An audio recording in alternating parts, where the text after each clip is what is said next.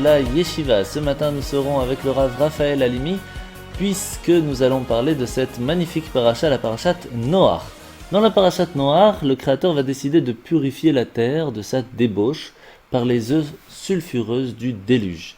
Noach, Noé, était un homme juste, intègre face à cette génération qui était dépravée, et lui seul avec sa famille a donc été sauvé.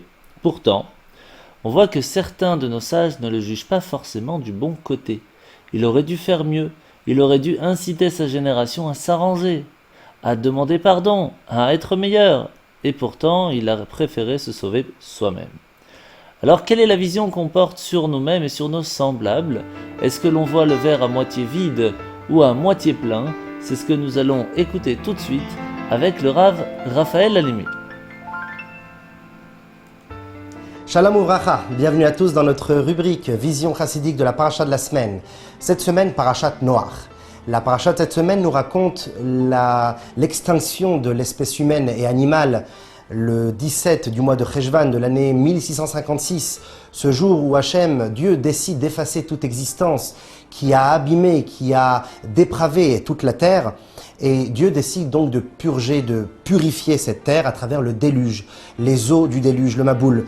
Et donc, Akadosh Baruch Hu choisit un être élevé, un être d'exception qui se nomme Noé, Noach, et il le choisit donc pour être le porte-parole de l'existence, celui qui pourra faire continuer toute l'existence à la suite du Maboul, pour sauver donc l'espèce humaine et animale dans une arche. D'ailleurs, nos maîtres nous disent que le mot Noach a la même étymologie que le mot Nachat, qui est l'apaisement. Car grâce à cette purification, Dieu apaisera sa colère. Car en effet, Dieu aurait pu tout simplement arrêter de prodiguer son énergie afin que afin que la terre subsiste. Car en effet, comme on le sait, Akadosh Baruch Hu crée le monde à chaque instant, à chaque nanoseconde, la création se refait de nouveau. Osema se bereshit bechol yom tamid. Il fait l'action des mondes à chaque instant. Donc Akadosh Baruch Hu aurait pu tout simplement se suffire d'arrêter de prononcer ces lettres divines qui régissent la matière. Eh bien non, Akadosh Baruch Hu ici est actif, détruit la terre afin de raser ce qui est négatif, amener de l'eau purifiante et pour une rédemption grâce à cela positive par la suite. Et d'ailleurs notre paracha nous parle au tout début de Noach, en le louant, en faisant son apologie. En effet, la Torah nous dit « Elle est Toldot Noach ». Voici les descendances de Noach. Alors on s'attend à ce que la Torah nous cite ses enfants, Shem, Ham et Yefet. Et pour autant, la Torah nous dit que Noach, Ish Tzadik Aya Bedorotav, Tzadik Tamim Aya Bedorotav. Noach était un homme juste et intègre à son époque. A priori, rien à voir avec sa descendance. Eh bien, Rashi, le plus grand commentateur de la Torah, nous explique deux raisons à cela. La première, c'est que lorsque l'on rappelle, lorsque l'on cite le souvenir d'un tzaddik, eh bien, nous devons le couvrir de louanges. Sheneemar, Zecher Tzadik Livracha, comme il est dit, le souvenir d'un juste, eh bien, c'est pour la bénédiction, et il mérite également lui-même des bénédictions. Deuxième raison pourquoi on ne cite pas tout de suite ses enfants, et au lieu de cela, on fait son approbation, eh bien, parce que, nous dit Rashi, Ikar toldotehem shel tzadikim maasim tovim. Eh bien, l'essentiel des descendances d'un juste, eh bien, ce sont ses bonnes actions, ses bonnes mœurs. En effet, Noach est resté solide face à une génération dépravée. Cela dit, on peut se poser la question, qu'est-il dit à la suite du Passouk? Noach était un homme juste et intègre à son époque. Pourquoi préciser qu'il était juste et intègre à son époque? Cela est évident. Eh bien, cette question est rappelée dans le traité Sanhedrin, dans le Talmud, page 108a. Rashi également nous la rappelle dans notre paracha, chapitre 6, verset 9. Également, nous devons comprendre pourquoi Dorot, ces générations, est écrit au pluriel, alors que, un peu plus tard, dans le chapitre 7, Akadosh Baruch Hu nous dit « Kiotra raiti tzadik badorazé » Je t'ai vu, toi, Noach, un juste, dans cette génération. Donc pourquoi, pour le premier passouk de la paracha de cette semaine, le mot dorot, les générations, est donc au pluriel? Eh bien la réponse à cela, c'est qu'il y a en réalité deux visions sur la situation spirituelle, sur le niveau de Noach. Deux avis divergents que nous allons citer dans un instant, qui ne sont donc pas d'accord sur la stature spirituelle et donc intellectuelle également de Noach. C'est la raison pour laquelle le mot Dorot ici est au pluriel, pour nous citer deux niveaux différents de Noach. Et on précise ici à son époque, voilà la raison à cela. Le premier avis se nomme Resh Lakish, Rabbi Shimon ben Lakish, et qui en réalité nous dit que ce mot Bédorotav, il était juste à son époque, fait l'éloge de Noach. C'est ici l'apologie et la louange de Noach. En effet, si Noach avait vécu dans une autre génération avec des justes, eh bien il aurait été, à plus forte raison, un juste parfait. Donc il est en train de mettre en avant Noach, il le voit d'un bon œil. Alors que son antagoniste, qui est donc Rabbi Yochanan ben Napracha, Rabbi Yochanan ben Napracha cite ici le mot Bédorotav à son époque en tant que critique. Il nous dit qu'il était juste à son époque. Il était un tzaddik seulement dans sa génération, et que s'il avait vécu au temps d'Abraham Avinu, par exemple, 10 générations plus tard, eh bien il aurait été considéré comme rien, nous dit Rabbi Yochanan ben Napracha. Et cela est renforcé par les paroles que nous trouvons dans Isaïe, chapitre 54, qui nous dit que les eaux du déluge, les eaux sulfureuses et dévastatrices apocalyptiques du déluge, rappellent Noach. Mei Noach, on les nomme les eaux de Noach, car en effet, il est comme qui dirait une sorte de déclencheur de ces eaux destructives. Et nous allons le découvrir pourquoi. En réalité, il existe également une divergence d'esprit sur Noach, dans le Zohar également, dans la partie mystique de la Torah. Une marloquette, une divergence entre Rabbi Yitzhak et Rabbi Yehuda. Rabbi Yitzhak, eh bien, verra Noach ici comme, on l'a vu avec Rabbi Yochanan ben Napacha, c'est-à-dire dans un état de critique. Car Noach n'a pas prié, n'a pas forcé Akadosh Baruch Hu de remettre en cause sa décision. Il ne s'est pas sacrifié en quelque sorte pour sa génération, comme l'a fait Avraham Avinu pour Sodome et Gomorrhe, et Moshe Rabbeinu face à la faute du Vaudor lorsque Dieu décide de détruire le peuple juif. Et on le voit dans les termes Aseh Lecha. Dieu ordonne à Noach de faire une teva, une arche, et il lui dit « fais pour toi ». Le terme ici pour toi, c'est parce que tu as voulu te sauver toi-même, Noach. Tu n'as pas pris la décision de sauver les autres. En tout cas, tu n'as pas été jusqu'au bout. Tu ne t'es pas assez impliqué. C'est pourquoi fais pour toi une teva, une arche. Alors que Rabbi Yehuda Nassi, le maître de la Mishnah, eh bien, nous dit que ici, nous pourrons faire l'éloge de Noach et non pas l'inverse. Il voit les choses du bon côté, comme Rabbi Shimon ben Lakish cité précédemment. Et il nous dit que pourquoi Noach n'a pas prié comme Abraham ou comme Moshe, par exemple, eh bien tout simplement parce qu'il n'était pas accompagné des mérites de ses ancêtres. C'était l'un des premiers hommes qui a eu une discussion avec Akadosh Baruch Hu, si on peut dire ainsi. C'est le seul homme qui s'est trouvé juste face à tant de Réchaïm, d'impies dans sa génération. Et il n'avait pas quelque chose pour l'épauler, une force de mérite qui l'a précédé. Alors que Moshe Rabbeinu, lorsqu'il supplie Akadosh Baruch Hu de pardonner la faute du Vaudor, il rappelle le mérite de Avraham, Yitzhak et de Yaakov. C'est la raison pour laquelle, nous dit Rabbi Yehuda Nassi, c'est la raison pour laquelle Noach n'a pu prier comme Moshe ou Avraham. Donc il le voit d'un bon œil, il fait son approbation et il le félicite. Cela dit, on doit se poser la question suivante.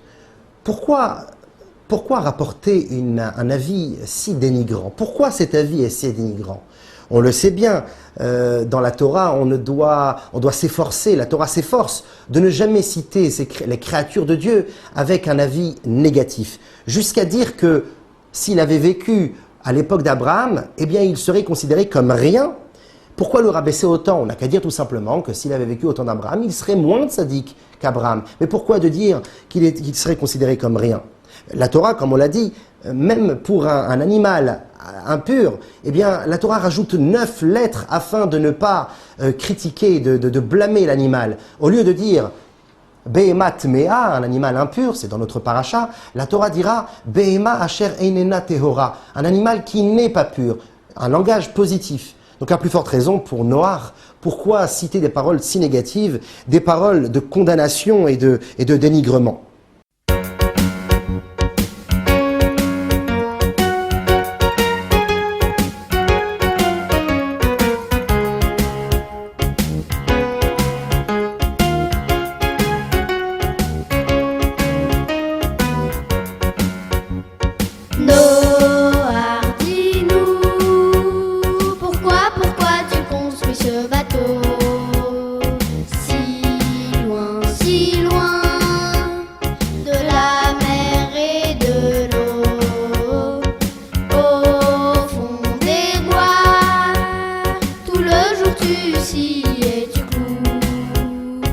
Depuis des mois, allons, dis-le-nous. C'est que bientôt, si vous ne faites pas teshuva, Hachem enverra une grande tzara. La terre entière ne sera plus qu'une immense mer. Nul n'échappera à part cette teva. Allons mes frères, n'attendez pas le dernier instant et revenez, il en est encore temps. Allons mes frères, n'attendez pas le dernier instant et revenez, il en est encore temps.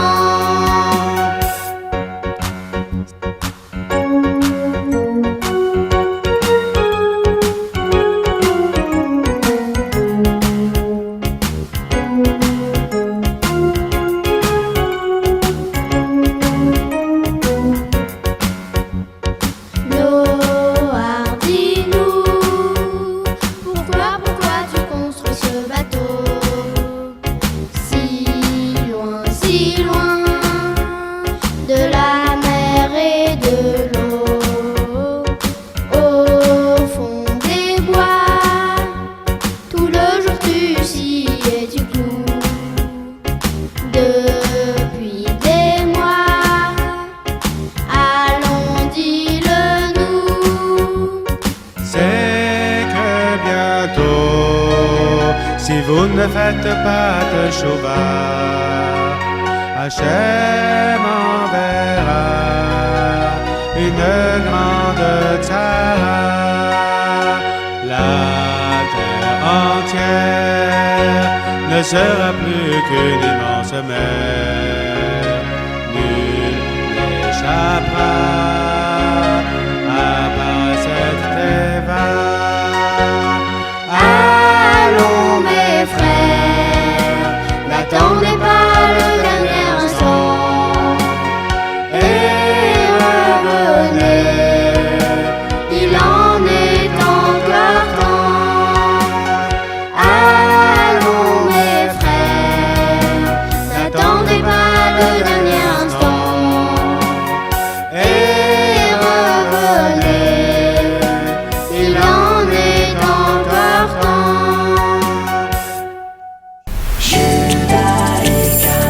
Retrouvez-nous sur radiojudaïka.be.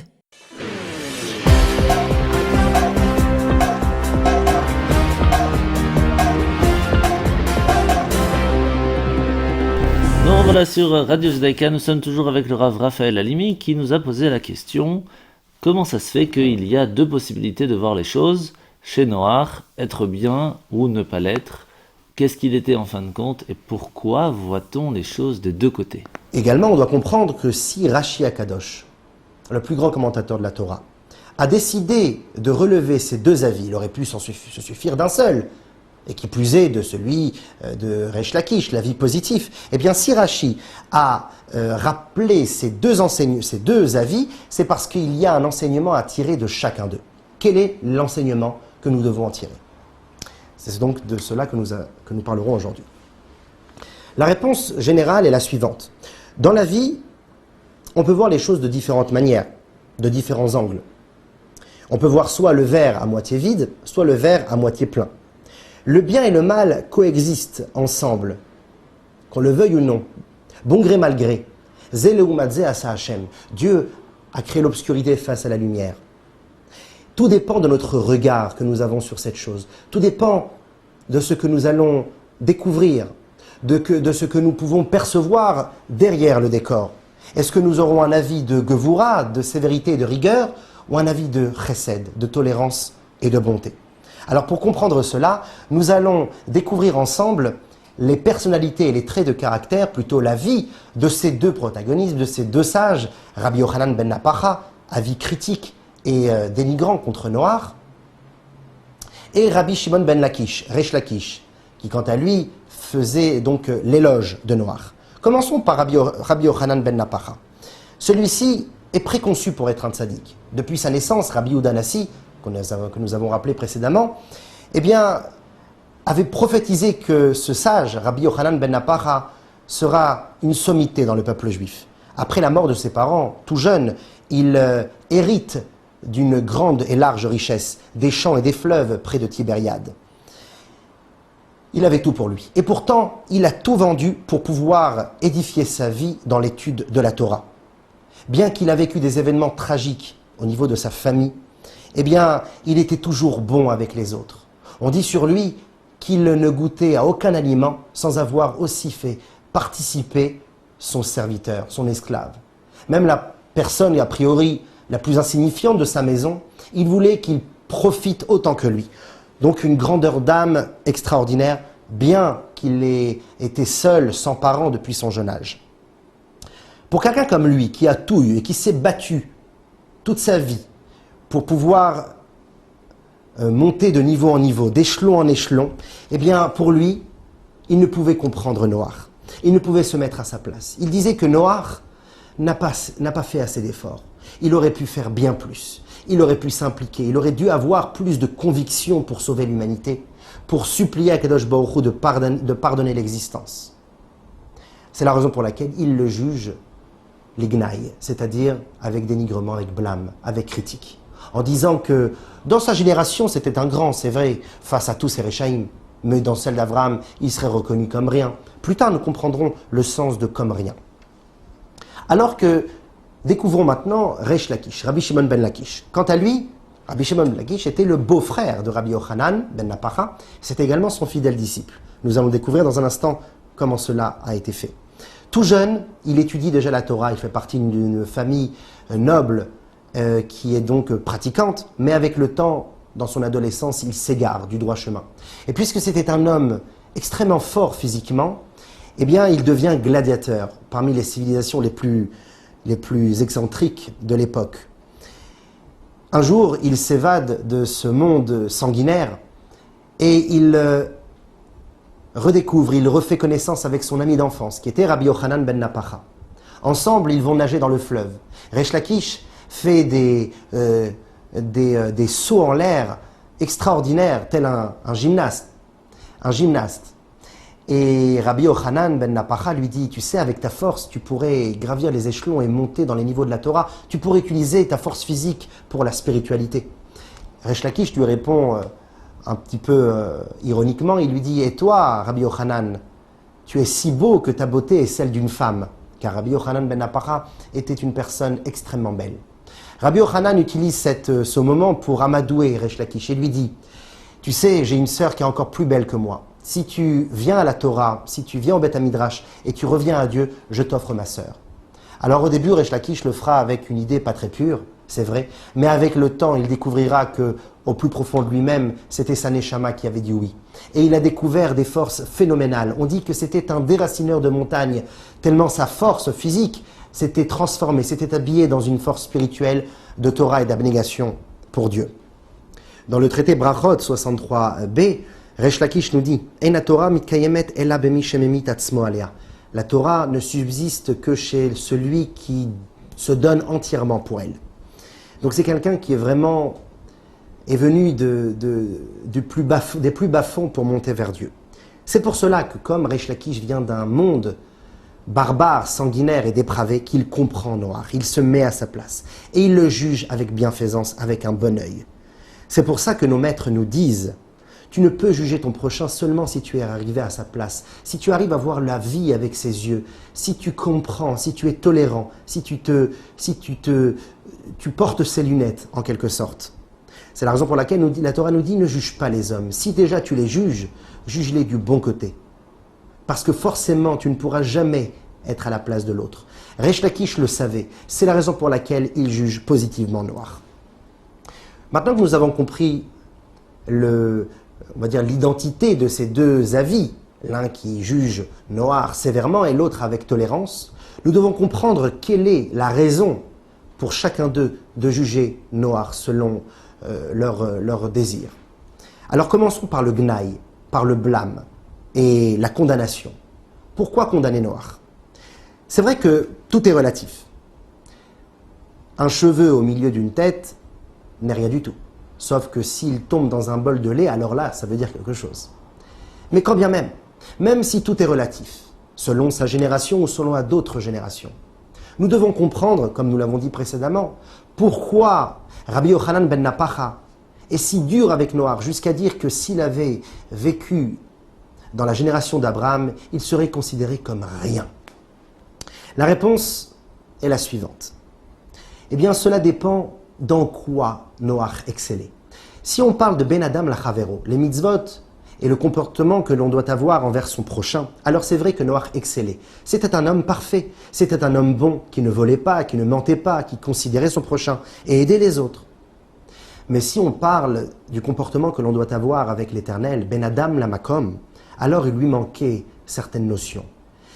On dit sur Noach qu'il était Mikatnea Me'aemuna. Mikatnea Emuna, c'est-à-dire, il faisait partie de ceux qui avaient une petite croyance, une conviction faible. Ce n'étaient pas des gens forcément très impliqués.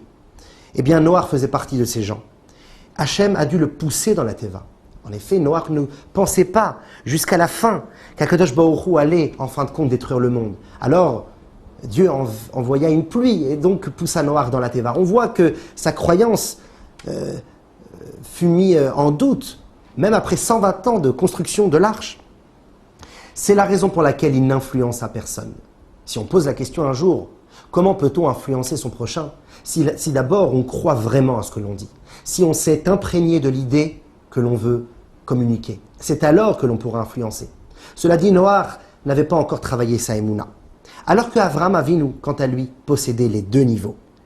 C'était un homme qui s'occupait des autres, mais également avec une Emouna parfaite, comme les 10 épreuves d'Avraham, et surtout avec celle de Akedat Yitzhak, le sacrifice de son fils Isaac.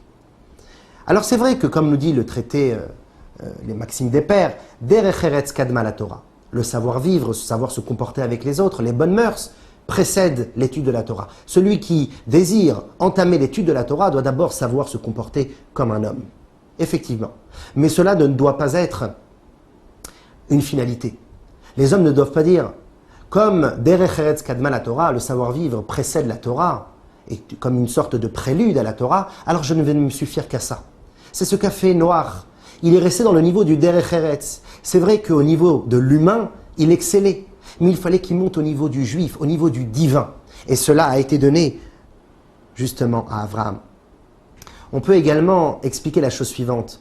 Ele Toldot Noach, voici les descendants de Noach. On peut, en changeant les voyelles, ne pas dire Ele, mais Ela.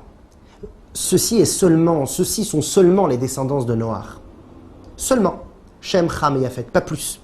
Car en effet, Avraham, quant à lui, a fait beaucoup de juifs. Il a ramené beaucoup de gens à la Torah et aux mitzvot. Bien sûr, pour l'époque, la Torah n'avait pas été encore donnée, mais d'un point de vue spirituel, revenir à Dieu. C'était celui qui, comme nous dit le Rambam, qui était Mekir Hashem, celui qui reconnaissait vraiment Akadosh Baruch Hu. Le premier qui a cru en Dieu. Pourtant, Noach a parlé avec Dieu, également a reçu des ordres pour construire la Teva et être sauvé du Maboul. Pourtant, c'est le premier Avraham qui a reçu le titre de Makir Bor'o, qui a reconnu l'Éternel, son Créateur. Parce que, comme nous dit le Rambam, le terme de Makir, de reconnaissant, ne peut être donné seulement à celui qui fait jaillir cette reconnaissance sur les autres, qui fait déborder sa croyance sur ceux qui l'entourent. Nous avons expliqué pourquoi Rabbi Yochanan ben Napacha voit Noach de cette manière, avec assez de dénigrement. Maintenant, nous allons essayer de comprendre la profondeur de Resh Lakish, Rabbi Shimon ben Lakish, qui quant à lui faisait l'apologie de Noach et voyait le bon côté des choses, les Shevach.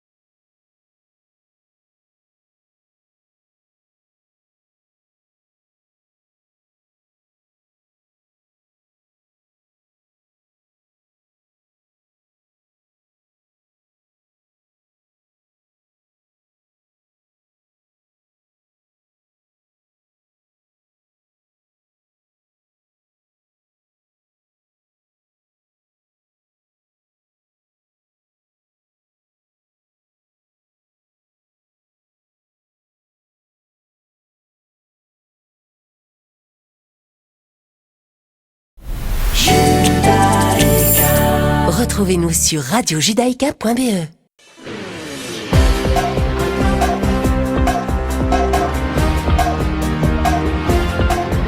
Et bien voilà, nous arrivons maintenant à la fin de cette explication avec Rav Raphaël Halimi, mais s'il vous plaît Rav Raphaël Halimi, pouvez-vous nous expliquer pourquoi juger mal? Est-ce que Noach était vraiment si moyen que ça? Est-ce que c'était sa génération? Expliquez-nous s'il vous plaît. Pourquoi juger mal Noach, alors qu'il a vécu dans une époque si terrible? Si on s'approfondit un petit peu, on verra que Noach s'est occupé également de sa génération, à sa manière.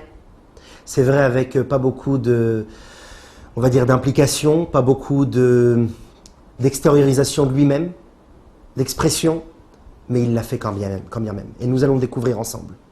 Dieu lui dit de venir dans la Teva, un endroit saint, un endroit de plénitude, un endroit de sauvetage, pour se préserver de la matérialité de ce monde et bien sûr du déluge. Et pourtant, Noach ne va pas s'occuper que de soi-même.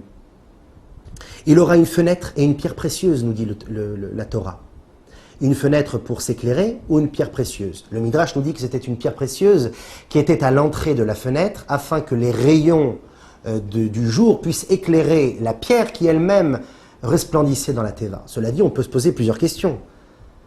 À quoi servait cette fenêtre face à une Teva qui était une arche qui était si gigantissime, avec 3 étages? Une petite lucarne ne servait pas à grand-chose. La pierre précieuse non plus. Est-ce que cette lumière traverser en quelque sorte les murs? Ce n'est pas possible. Et on sait également, le Midrash nous dit qu'il n'y avait plus de soleil pendant cette période. Il y avait tellement les ténèbres dans le ciel que le soleil ne passait plus. Donc, éclairer quoi? Le Midrash raconte également que Noach utilisait des lampes à l'huile pour éclairer à l'intérieur de la Teva. Donc, à quoi servait cette lucarne? Bon, c'est vrai, effectivement, c'était pour envoyer le corbeau. Mais cette lucarne avait un sens bien plus profond. C'était celui qui faisait la corrélation entre le monde de l'intérieur et de la sainteté de l'arche et celui de l'extérieur de la dépravation, qui était certes en mode purification, mais qui était aussi nécessaire, car on devait se pencher vers eux. C'est pour cela que Noach avait cette fenêtre et cette pierre, pour pouvoir éclairer en réalité vers l'extérieur, telle la menorah, le candélabre dans le temple. Donc on voit, d'un point de vue un petit peu spirituel et chassidique, que Noach s'occupait quand bien même de sa génération, à sa manière. C'est la raison pour laquelle il faut être tolérant aussi, parce que peut-être un petit peu timide, réservé, introverti, Noach l'a fait quand même. Il a aidé les autres à sa manière. Également, il s'est occupé de tous les animaux. Au lieu d'attendre la fin du Maboul tranquillement, il aurait pu aller dormir et attendre la fin des 1 an et 10 jours dans la Teva. Eh bien non. La Torah nous dit qu'il allait même jusqu'à cracher du sang et ne pas dormir des nuits entières avec ses fils. Même s'il n'a pas eu l'audace et le tempérament de Moshe, qui a dit « Mechanina misifrecha, efface-moi de ton livre si tu ne pardonnes pas le peuple juif », il a donné un ultimatum précis à Dieu. C'est vrai, Noach ne l'a pas fait. Il n'avait pas ce tempérament. Mais quand bien même, il n'a pas chômé pour faire continuer le monde. Il a même pensé à des graines de figues et des graines de vigne, car il savait que ces 2 végétaux, ces 2 plantes, s'abîmaient avec l'eau et ne pouvaient pas repousser à la suite du déluge. Il en prit avec lui dans la Teva pour pouvoir replanter de nouvelles plantes à la suite. Et pourtant, ce n'était pas dans l'ordre divin, ça venait de lui-même. Donc, en quelque sorte, il y avait également une implication personnelle. Noach et ses fils, également, ne pouvaient pas avoir d'enfants dans la Teva. Il leur était interdit d'avoir des relations conjugales. Pourquoi ? Tout simplement parce que Noé voulait ressembler et voulait être à l'image de Dieu. Magi devarav Yaakov, il dit ses lois à Yaakov, Chukav umishpatav le Israël, et ses ordonnances au peuple juif. C'est ses ordonnances avant d'être les nôtres, car Dieu les fait au moment même où nous les pratiquons. C'est la raison pour laquelle nous ne pouvons pas faire Pessah au moment de Purim ou vice-versa. Parce que lorsque nous pratiquons la mitzvah au moment précis où cela est ordonné par nos sages ou pour la Torah, eh bien nous sommes en train de se connecter parfaitement, en unicité parfaite avec Akadosh Baruch Hu, car il est en train lui aussi de pratiquer cette mitzvah. Alors Noach voulut également être à l'image de Dieu. Encore une fois, l'image sécurisante et de louange de Noach. Nous devons maintenant comprendre, pour finir, comme nous l'avons dit au début du cours, que si Rashi a donné ces 2 avis, bien que l'un est difficile, l'autre est beaucoup plus tolérant, s'il a donné ces 2 avis, c'est qu'il en découle pour nous, de chacun d'eux, un enseignement. Le Maboul, nous dit le Baal Shem Tov, Rabbi Israël Baal Shem Tov, le fondateur du chassidisme, fera référence aux eaux sulfureuses de la matière, à tout ce gouffre de modernisme qui peut être malheureusement fatal pour l'homme. Maïm azédonim, des eaux sales et bruyantes. Maïm rabim, des eaux nombreuses. C'est les soucis, la parnassa, le gagne-pain, la matérialité, le social, tout ce qui peut nous déranger. Eh bien, face à ces épreuves et à ces embûches, on doit, à certains moments de la vie, pouvoir, de la journée même, pouvoir non pas s'engouffrer, mais se ressourcer, tel que recharger des batteries et de rentrer dans la teva, de se protéger de ce maboul, de ce brouhaha, de ce cataclysme spirituel et moral que l'on peut vivre au jour le jour. La teva, nous dit le Baal Shem Tov, peut être également lue par le mot teva qui veut dire le mot. Lorsque l'on a le maboul, eh bien on doit rentrer dans les mots de la Torah et de la Tfila. Et voilà ce que ces deux avis, Rabbi Yochanan ben Napacha, le sévère, et Rabbi Shimon ben Lakish, le tolérant, viennent nous enseigner. Il peut y avoir un juif simple, qu'on va appeler vulgairement le juif simple, c'est le juif traditionnaliste qui ne fait pas trop, qui ne va pas faire au-dessus de la ligne stricte du din, de la loi, qui va se suffire de très peu. Eh bien, ce juif simple peut penser qu'il n'est rien face à Noé et qu'il n'y arrivera jamais. Même s'il rentre dans les mots de la Torah et de la Tfila, rien ni personne ne pourra le sauver. Alors on lui répond l'avis de Rabbi Yochanan ben Napacha. On lui dit, sache que Noach était tzaddik seulement Bedorotav à son époque. Tout est relatif, mon ami. Noach a réussi, mais toi aussi, tu as la faculté, tu as la facilité, tu peux toi aussi y arriver, car tout dépend de ce que tu es, de ton niveau. Peut-être dans ta génération, dans la famille dans laquelle tu vis, le travail que tu pratiques, peut-être justement les petites actions que tu peux faire dans Torah et Tfila, peuvent être considérées comme tzaddik et tamim. Jusqu'à arriver peut-être même au contraire, où le maboul, tous les dérangements de cet univers, eh bien, et ses soucis, te pousseront justement à faire tes chouvas peut-être, revenir à Dieu. Le deuxième enseignement, qui sera relié à l'enseignement de Resh Lakish, eh bien, s'adresse aux Juifs que l'on va vulgairement également appeler élevés, supérieurs, celui qui pratique Torah et Mitzvot, qui est un vrai religieux. Celui-ci peut dire également qu'il est protégé du maboul, que rien ne pourra lui arriver. Alors on lui répond, n'oublie pas ce qu'a dit Resh Lakish. Noach était en quelque sorte un super tzaddik, dans toutes les générations. S'il avait vécu dans d'autres générations de justes, à plus forte raison qu'il aurait été tzaddik. Et pourtant, il rentre dans la teva. Il s'accommode, il s'engouffre dans ces mots de Torah si apaisants, si réconfortants, afin de se protéger. Chacune de ces personnes doit savoir se sauver. C'est la raison pour laquelle il y a eu deux sortes d'eau qui se sont déversées sur terre. Les premières, les Arubot Hashamaim, les lucarnes du ciel, qui font référence soit à des comètes remplies d'eau ou à des pluies dévastatrices. Ces eaux venues d'en haut font référence aux soucis, on va dire, plutôt moraux, mentaux. À eux, on lui dira, n'oublie pas que Resh Lakish nous dit que Bedorotav, à son époque, il peut être tzaddik dans chaque génération. Et pour autant, il rentre dans les mots de la Torah. Bien que tu as peut-être des soucis élevés, que tu penses que les mots de la Tfila et la Torah ne t'y répondra pas.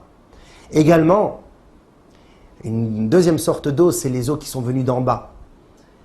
Les eaux des Ma'ayanot Teom Rabba, des sources du grand abîme. Quant à ces eaux qui viennent de soucis plus banals, des soucis matériels, de la vie de tous les jours, le gagne-pain par exemple, eh bien à eux aussi, pour ces sujets simples, nous disons, ne t'en fais pas, tu as la faculté, tu as la capacité de te sauver. En tous les cas, regarde toujours le verre à moitié plein et toujours un bon œil sur les autres, mais surtout sur toi. Shabbat Shalom et à très bientôt.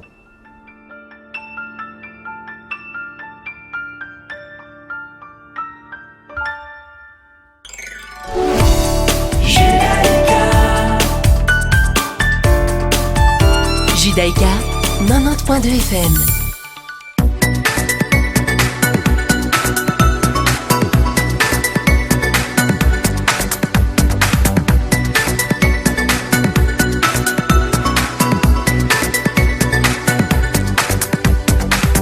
Nous revoilà dans la paracha de la semaine. Nous sommes aujourd'hui parachat Noach comme on en a parlé déjà juste avant.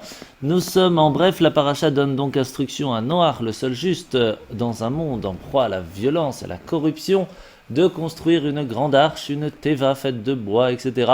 où va se mettre à l'intérieur sa famille et un couple de chaque espèce animale. Par contre, dans les animaux cachers, il y en aura 7. Pourquoi ? Tout simplement pour pouvoir en manger pour plus tard, mais aussi surtout pour pouvoir aussi faire les sacrifices pour remercier Dieu en sortant de l'arche. La pluie va tomber pendant 40 jours et 40 nuits. Il ne restera donc que Noach et ceux qui étaient avec lui. Après 150 jours, les eaux commencent à diminuer et l'arche se pose sur le mont Ararat. Le 10e mois va apparaître à ce moment-là le sommet des montagnes, l'eau commence à partir et 40 jours plus tard, Noach va ouvrir la fenêtre, va envoyer un corbeau. Mais il ne voudra pas y aller, il ne voudra pas, en fin de compte, aller chercher, voir s'il y a déjà la terre sec. Mais ce sera une colombe qui, en fin de compte, à son 2e envol, reviendra en portant en son bec une feuille d'olivier. La 3e fois qu'il l'envoie, elle ne revient pas et Noach comprend que la surface du sol a été asséchée. C'est ainsi qu'il ouvre la porte et quitte l'arche en faisant sortir les animaux et pour repeupler la terre. Noach va y construire un autel, va y offrir des sacrifices et Dieu va bénir Noach et ses enfants, les avertis du caractère sacré de la vie. Le meurtre est interdit, la consommation de la chair d'un animal est permise seulement s'il n'est plus vivant, s'il est vivant ce sera tout à fait interdit. Il établit son alliance avec l'humanité et va donner l'arc-en-ciel comme signe qu'il ne détruira plus d'un coup le monde entier. Noach, en premier lieu, va donc planter une vigne, va s'enivrer du vin produit et va, en fin de compte, s'endormir. 2 de ses fils, Shem et Yafet, sont bénis, car ils vont recouvrir la nudité de leur père, alors que Ham, le 3e, fut maudit pour avoir vu et avoir raconté la déchéance de son père. Les descendants de Noach vont former un seul peuple, à la langue commune, pendant plus de 10 générations. Puis ils vont défier Dieu en construisant une grande tour, qu'ils veulent symbole de leur invincibilité. Et à ce moment-là, il va y avoir 3 sortes de personnes différentes. Il y aura des personnes qui vont vouloir construire cette tour pour tout simplement se protéger du déluge, pour que si un déluge encore arrive, eh bien ils seront assez hauts. Sur ce, c'est un petit peu un manque de confiance en Dieu. Il y aura une 2e sorte de personnes, ceux qui vont vouloir se battre contre Dieu à cause de ce qu'il a fait. Et numéro 3, ceux qui voulaient carrément être de Dieu. À ce moment-là, il y aura 3 punitions différentes. Pour ceux qui ont voulu simplement se protéger du déluge, ils vont retourner chez eux comme si de rien n'était. Pour ceux qui ont voulu se battre contre Dieu, Dieu va leur confondre le langage et ils ne pourront plus se comprendre. Par contre, les 3e, ceux qui ont voulu être des dieux, vont se transformer en singes ou en démons. Et c'est à ce moment-là que va commencer une nouvelle ère. À ce moment-là, la paracha s'achève avec la chronologie des générations qui vont aller de Noach à Abraham, qui deviendra en fin de compte Abraham, et le voyage de ce dernier de Ur Kasdim à Haran sur le chemin de pays de Canaan. Je vous laisse maintenant profiter de Béni Yeladim de la parachat Noach. Alors c'est parti.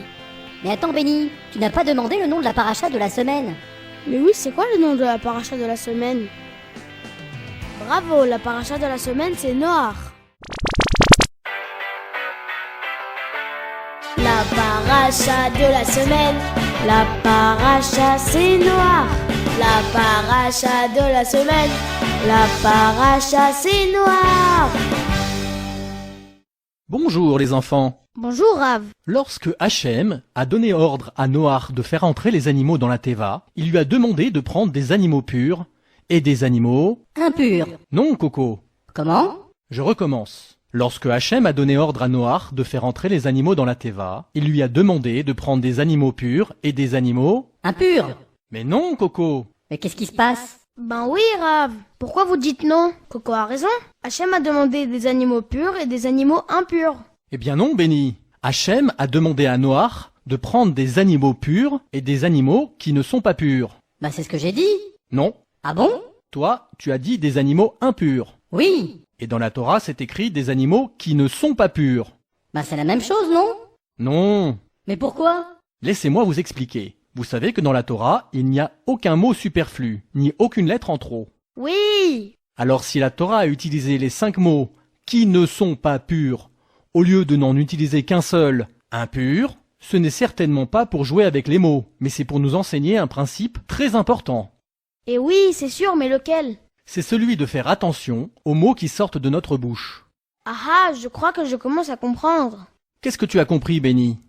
Pour éviter d'utiliser un mot négatif, comme le mot impur, la Torah a préféré rajouter les mots qui ne sont pas purs. Bravo, Benny. Ah oui, c'est pas pareil.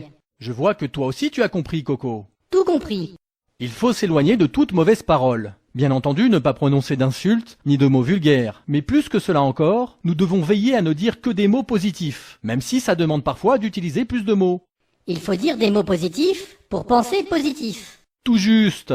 Alors avant de parler, réfléchissons un petit instant pour bien choisir nos mots. Benny, est-ce que tu veux qu'on s'entraîne ensemble? Oui, je veux bien. Alors si tu n'aimes pas un jeu, au lieu de dire qu'il est nul, qu'est-ce que tu pourrais dire? Ce jeu n'est pas très bien. Ou bien encore que ce jeu n'est pas intéressant. Ou bien, ce jeu n'est pas méga top. Oui, si tu veux, Coco. Et comment dirais-tu de façon positive et délicate, ce pull est moche? Je pourrais dire qu'il ne me plaît pas. Oui, ou il n'est pas très joli par exemple. J'ai compris. Et ainsi tu pourras t'inspirer du Chazon-Ish. Il était très vigilant au niveau de sa parole, et il n'utilisait toujours qu'un langage propre. Par exemple, s'il entendait quelqu'un dire à son prochain c'est faux, il s'approchait de lui avec discrétion et délicatesse, et il lui conseillait de dire ce n'est pas juste. Shabbat Shalom les enfants.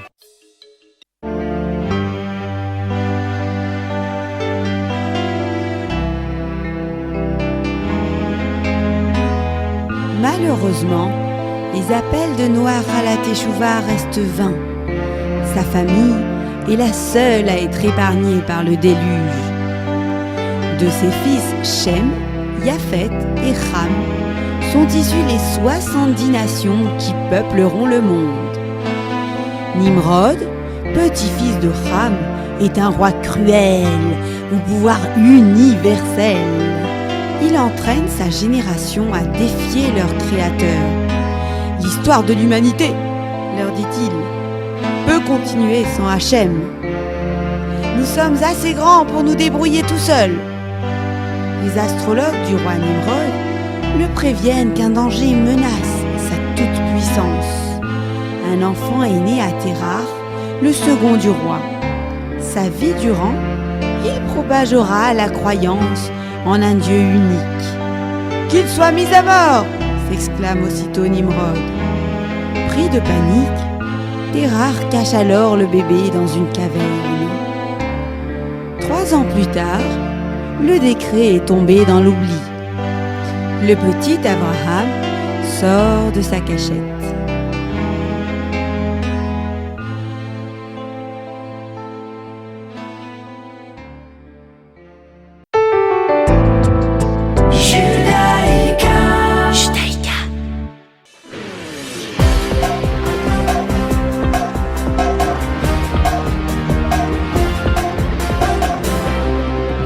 Et bien voilà, c'est ainsi que finit notre émission ce matin. N'oubliez pas que nous sommes Parashat Noach, que ce soir il faudra allumer les bougies à 18h38 et que Shabbat se finira à 19h44. Très important, Shabbat prochain, c'est le Shabbat qui est mondial. Le Shabbat mondial, c'est un Shabbat très important, le Shabbat où on se doit de se retrouver tous ensemble, puisque dans le monde entier, tous les Juifs ensemble vont faire Shabbat, et c'est pour cela qu'il est important de marquer le coup, de faire quelque chose ensemble, que ce soit de faire les chalotes ensemble, que ce soit autre chose. Et c'est pour cela qu'à la Yeshiva, nous organisons Bezrat Hashem le samedi 20 octobre, donc samedi prochain, le samedi 20 octobre 2018, de 17h30 à 19h30, l'office de Mincha avec des chants shabbatiques, un buffet offert et un exposé sur la longévité grâce à la vérité. Ma'ariv sera donc à 19h30 avec la Havdalah et une vidéo du Rabbi. L'entrée est libre pour hommes, femmes et enfants et ce sera donc à la Yeshiva. Vous pouvez toujours me contacter au 0484 969 303. Je vous souhaite de passer un très bon Shabbat et on se revoit de toute façon vendredi prochain pour l'univers de la Yeshiva et peut-être pour ce grand Shabbat, du Shabbat mondial de Lech Lecha. Shabbat Shalom.